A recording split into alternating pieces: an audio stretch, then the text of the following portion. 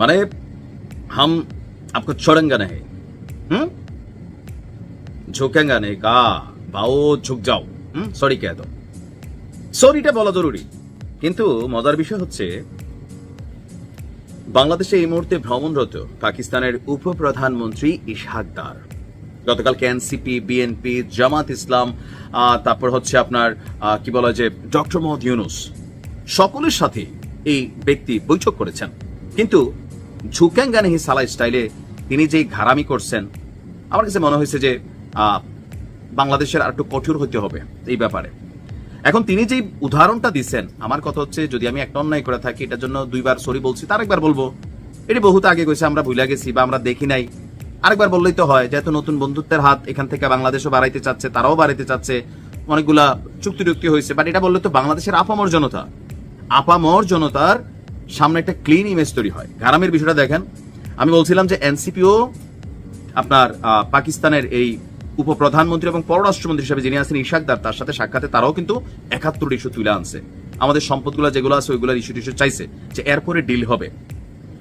নাসিরউদ্দিন পাটোয়ারি বলছে পাকিস্তান ভাইবা দেখবে বা রাজি হবে এরকম একটা। পরে দেখলাম যে জামাতের যিনি একজন আমির আছেন তিনি বললেন যে একমত হয় নাই।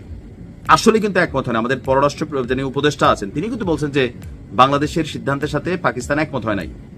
এখন কি ঘটছে, রাজধানীর হোটেল সোনারগাঁয়ে গতকালকে সাংবাদিকদের মুখোমুখি হয়েছিল পাকিস্তানের উপপ্রধানমন্ত্রী এবং পররাষ্ট্রমন্ত্রী। বৈঠক শেষে সাংবাদিকরা 71 সালের মুক্তিযুদ্ধে গণহত্যা সহ অমীমাংসিত ইস্যুর বিষয়ে জানতে চাইলে ইশহাক দার প্রকাশ্যে বলছেন বাংলাদেশ এবং পাকিস্তানের মধ্যে 1971 সালের অমীমাংসিত ইস্যু দুইবার সমাধান হয়েছে। প্রথমটা হয়েছে কবে? 1974 সালের ত্রিপক্ষীয় চুক্তি এবং 2002 সালে পারভেজ মোশাররফের সফরে দুঃখ প্রকাশের মধ্য দিয়ে সমাধান করা হয়। তিনি বলছেন যে ইসলাম বলছে হৃদয় পরিষ্কার করতে, এরা আমরা ইসলাম শিখাইতে আসে। হ্যাঁ, দুনিয়ার সবচেয়ে বেশি বাইজিনাসের অংশ, দুনিয়ার বলা জানি কি ঠিক হবে কিনা, বাট এই অঞ্চলের মুসলিম রাষ্ট্রগুলোর মধ্যে সবচেয়ে বেশি পাকিরা করে। আপনি দেখবেন বেড়ি নাচানো, ওই যে আয়োজন করে মঞ্চের ভিতরে তুললা, হ্যাঁ এই ভিডিওগুলো দেখেন না ভাই, এগুলা ভারতে করতে পারে আমি মানতে পারি। পাকিস্তানে ইসলামের কথা বলবেন যখন আপনার মধ্যে চরিত্রে বাস্তব ইসলাম এই আছে, খালি একটা কথায় কথায় ওই যে এখনকার ইসলামটা কি হয়ে গেছে টুপির মতন, নামাজ পড়ার সময় দরকার হয় মাথায় দিই, ঘুষ খাওয়ার সময় আবার পকেটে ঢুকাই ফেলি, ঘুষ খাই আমরা ঠিক হয়ে যাই। এই যে দেখেন ধর্ম ব্যবহার করা। আচ্ছা বলতেছি কি, ইসলাম বলছে হৃদয় পরিষ্কার করতে, আপনারা আপনাদের হৃদয় পরিষ্কার করুন। আমি মনে করি আমাদের একসঙ্গে কাজ করতে হবে, সামনে উজ্জ্বল ভবিষ্যৎ রয়েছে, তো ঝুঁকে যাও, সরি বলো। ইসলাম তো শরীর কথা বলছে যে তুমি অন্যায় করলে সেটা স্বীকারোক্তি দাও, ক্ষমা চাও। আমাদের সাথে করছো তোমরা, সেই 2002-এ পারভেজ মোশাররফ দুঃখ প্রকাশ করছে, বিষয়টা যদি সহজে ভাঙ্গা বলি, ধরেন আমি আপনার একটা থাবড় দিলাম, দেওয়ার পর আপনার গালের মধ্যে দাগ দুগ পড়ে গেছে, আমি বললাম আহারে অনেক জোরে পড়ছে থাবড়টা, না আসলে উচিত হয় নাই। তো এই কথাটার আরেকটা অর্থ কোনটা আছে যে ভাই সরি আমার ভুল হয়ে গেছে, থাপ্পড়টা দেওয়া উচিত হয় না, আমি দুঃখিত। কথা কিন্তু এটা এইভাবে বলা যায়, ওইভাবে বলা যায়। তো জেনারেল মোশাররফের যে বক্তব্য তিনি দিচ্ছেন বিষয়টা সেরকম, আহারে রাগের মাথায় একটা থাপড় দিয়ে ফেলছে, খুব ব্যথা পাইছো না, ইস গালটা লাল হয়ে গেছে, আচ্ছা একটু ওষুধ কিনা দিই, এরকম পোষানিসা দিছে, সরি তো বলে নাই, ক্ষমা তো চায় নাই। তা আমরা বাকি টাকা পয়সা ওইগুলোর ব্যাপারে ইশাকদার আলোচনা করে নাই। তো বাংলাদেশে বৈশা বাংলাদেশ সরকারের সামনে যদি এইরকম ঘারামি দেখায়, এই ইশাকদাররা পাকিস্তানের রাজনীতিতে খুব বেশি যে সাপোর্টিং ক্যারেক্টার এরকম কিন্তু না। আমার কাছে টোটাল পাকিস্তানের পলিটিক্সের মধ্যে ইমরান খানরে ভালো লাগে, যিনি 1971 সালের ইস্যুটা নিয়ে প্রকৃতপক্ষে হৃদয় থেকে অনুধাবন করছেন, তিনিও বক্তব্য দিচ্ছেন, আর এই ইশাকও বক্তব্য দিছে, আকাশ পাতাল পার্থক্য। ইমরান খানের বক্তব্যের অংশটা ছিল বাঙালিরা আমাদের ভাই, বাংলাদেশিরা আমাদের ভাই, আমরা অন্যায় করছি এই কাজগুলা। এরকম বক্তব্য ইশাক তুমি এখানে বইলা যাও না, মনে করছে এই সরকার দুর্বল, অথবা আগামী দিনে এখানে পাকিস্তানপন্থী কোন সরকার হয়তো বসে যাবে, যে সরকার এসে পাকিস্তানের, ভাই আমরা ব্যবসা বাণিজ্য করতে রাজি। আবারও বলি এই ইস্যুগুলো মীমাংসিত হইতে হবে। তোমরা সরি বলো, আমাদের কি পাওনা দেনা আছে দিয়ে দাও, এরপরে বিলিয়নস অফ ডলার আমরাও ব্যবসা করবো, তোমরাও করো, ভিসা প্রয়োজনে ফ্রি করে দাও, বাংলাদেশও করে দিবে, আমরা শেয়াও করে পাকিস্তান চলে যাব, পাকিস্তানের দেশে চলে আসবে, কোনো সমস্যা নাই। বাট রাষ্ট্রের স্বার্থ, দেশের স্বার্থ, জনগণের স্বার্থ আর অমীমাংসিত ইস্যুগুলা, এগুলার ব্যাপারে কোনো আপোষ নাই, আছে নাই? তো বলবে না, আগে তো বলছে না, বলতেছে তুমি সরি করো, আব্বা কইছে না, আমার কাক কয়ে গেছে, কইছে না, এটা লাগে দুঃখ প্রকাশ, তো তুই করছা বাবা, আমি আমি আমি আব্বা কাকা কয়ে গেছে। বিষয়টা এরকম হয়েছে। সো এটা স্পষ্ট ঘাড়ামি। যাক, দেখা যাক পরবর্তী মানে এটা নিয়ে কি আসলে সিদ্ধান্ত হয়। আমাদের বিএনপির যিনি খুবই জনপ্রিয় এবং পরিচিত একজন মুখ, ব্যারিস্টার রুমিন ফারহানা, তো সেই ব্যারিস্টার রুমিন ফারহানার গায়ে ধাক্কা দেওয়া হয়েছে, তাও বিএনপি নেতা কর্মীদের সাথে। এখানে তিনি বিষয়টাকে কানেক্টেড করেছেন। পাশাপাশি এনসিপিও এখানে তাদের সাথে হট্টগোলের একটা ঘটনাও ছিল।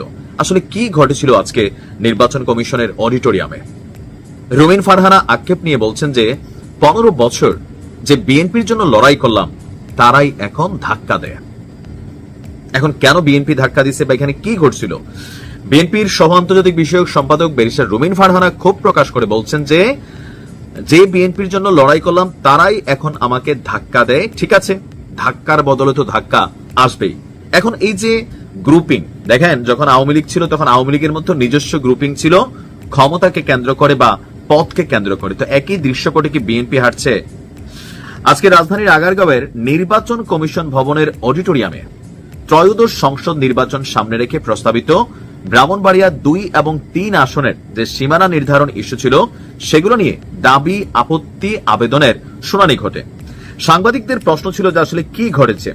তো এনসিপি কর্মীদের সাথে এখানে হাতাহাতি প্রসঙ্গে রুমিন ফারহানা বলছেন এখানে কিন্তু এনসিপির যুগ্ম মুখ্য সংগঠক আতাউল্লাহ খানের অনুসারীদের সাথেও বিএনপির নেতা কর্মীদের আবার এখানে ধাক্কাধাক্কির একটা ঘটনা ঘটছে। তো তিনি আপনারা বলছেন যে উনি যেহেতু পরিচিত মুখ নয়, সুতরাং উনি জামাত না এনসিপি আমার জানা নেই, তবে ওনার লোকজন প্রথম আমাকে ধাক্কা দিয়েছে। আমার লোকজন তো বসে থাকবে না, কারণ আমি একজন নারী। আমার লোকজনকে মারধর করেছে, তখন আমার লোকজন জবাব দিয়েছে। ওনার বক্তব্য হচ্ছে যে আপনার 15 বছর একটি ফ্যাসিস্ট সরকার ছিল, যারা তাদের নিজস্ব ভোট কারচুপির জন্য সুবিধা অনুযায়ী সীমানা নির্ধারণ করেছে। সেই জন্য 2008-এর আগে যে সীমানা ছিল, খালেদা জিয়ার ইচ্ছা ছিল সেখানে যাওয়া হোক। তো দুঃখজনক ব্যাপার হলো এখানে একটি মারামারি হয়েছে। আমি যেহেতু একজন আইনজীবী, আমি মনে করছি আমার কেস আমি নিজেই প্রেজেন্ট করব। আমি আশা করছিলাম নির্বাচন কমিশনের সম্মানের দিকে তাকিয়ে ব্রাহ্মণবাড়িয়া 3-এ যারা আছেন তারা গুন্ডাপান্ডা নিয়ে ঢুকবে না নির্বাচন কমিশনে। কিন্তু দুঃখজনক বিষয় হলো আমি দেখলাম ব্রাহ্মণবাড়িয়া 3-এ যিনি প্রার্থী তিনি তার দলবল মানে 20 থেকে 25 জন গুন্ডাপান্ডার মতন তারা সেখানে আচরণ শুরু করলেন। অত্যন্ত দুঃখজনক, অত্যন্ত লজ্জাজনক, এবং এটা কমিশনের ভাবমূর্তি গাম্ভীর্য সম্মান নষ্ট করে। তো তার বক্তব্য যে একজন আমাকে ধাক্কা দিয়েছে, পাঞ্জাবি পরে একজন ধাক্কা দিয়েছেন, তারপর আমার লোক তো বসে থাকবে না। সিম্পল, যেটা 15 বছরে হয় নাই সেটাই আজকে হয়েছে। আমার গায়ে ধাক্কা দিয়ে আমাকে ফেলে দেওয়ার চেষ্টা করেছে। যে বিএনপির নেতা কর্মীদের জন্য 15 বছর লড়াই করলাম তারা আমাকে এখন ধাক্কা দেয়। এখন আমরা এখানে দেখলাম যে এনসিপির একটা টিমও আজকে সেখানে ছিল, বিএনপিরও নেতা কর্মীরা ছিল। এখন বিএনপির লোকজন যে ধাক্কা দিছে এই কথাটার মধ্যে একটু ছোট্ট পেচ কি আছে, আমি নিজেও ক্লিয়ার না যে বিএনপির লোকজন তাকে কেন ধাক্কা দিল। মানে এখানে কি সীমানা নিয়ে যে আলোচনা হচ্ছে যে সেখানে বিএনপির কোন একজন প্রার্থী যিনি আছেন তিনি তো বলছিলেন যে এখান থেকে প্রার্থী হয়েছে তিনি পরিচিত মুখ না, তিনি জামাত না এনসিপি তাও জান না, তার মানে তিনি কি বিএনপি? ব্যারিস্টার রুমিন ফারহানার উচিত ছিল বিষয়টা ক্লিয়ার করা যে বিএনপির কোন নেতা বা কোন কর্মী অথবা কোন নেতার অনুসারী বা কর্মী ওনার গায়ে ধাক্কা দিয়েছেন। এটা আসলে খুবই ক্ষোভের বিষয় বা হতাশাজনক বিষয় যে ওনার যে দলের জন্য উনি ফাইট করছেন সেই দলের নেতা কর্মীরাই তাকে ধাক্কা দিয়েছে। এখন এনসিপির নাম কিন্তু এনসিপির সাথে হাতাহাতি হয়েছে, সেটাও এখানে ঘটছে। এখন এনসিপির সাথে হাতাহাতি হলে বিএনপির লোক কেন ওনারে ধাক্কা দিল? এখানে কি আভ্যন্তরীণ কোনো ইস্যু ছিল?